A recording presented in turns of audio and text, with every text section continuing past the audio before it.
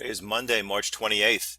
If the stock market weren't weird enough, today is National Weed Appreciation Day. Go figure. Let's talk about Yahoo today. Yesterday, I guess Sunday evening, there was some news that Microsoft would be interested in doing some sort of deal. I'm not exactly sure what it is, doesn't matter to me. But the stock market is bidding both stocks up slightly this morning. So let's look at Yahoo, which presumably would be on the acquired end of any deal.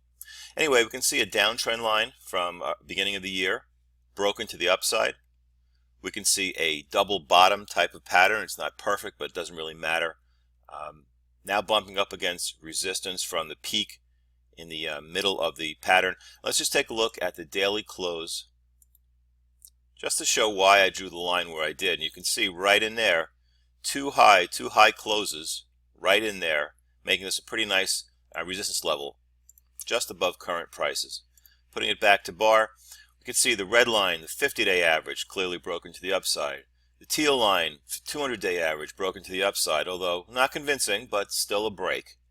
So what we have here in the daily time frame is a potential bottoming pattern with some good signs from trend lines and moving averages. Let's add a few things to this. My usual set of studies on balanced volume. Well, it's rising, good thing. The level here is higher than it was in the middle of the pattern, so that's a good thing. Money flowing into the stock. And now let's take this out to the weekly time frame.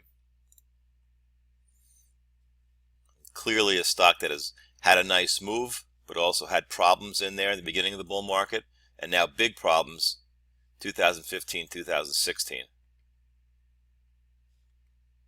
All right, let's take a look at what we have. Let's get rid of these averages since they're not relevant. These are from the daily time frame. And let's add a study. We'll use RSI. It doesn't really matter what momentum indicator you want to see. I like this one. And you can see that we have an approximate double bottom, or even a lower low if you like. Clearly a higher low in RSI. So that's a bullish divergence in the weekly time frame.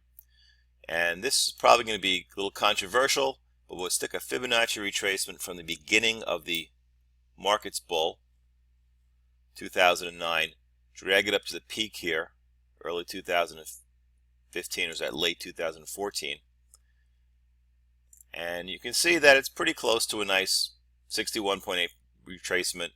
It's not perfect. I wouldn't base any major trading decisions off of this. Just nice to see that the entire bull run from 2009 has had pretty close to a nice Fibonacci retracement. So let's get rid of that since it is just marginal, and put this back in the daily time frame for a little wrap up. So what we have here is a trend from the beginning of 2015. I think I misspoke earlier, with a double bottom pattern from late last year. Trend break, moving average breakout. So looking for a move above the top of this pattern here would be a good buy sign from a technical point of view. We'll see if the fundamentals, the news with Microsoft bears out, but from just a charting point of view, I would wait for breakout here, and this might be something to consider.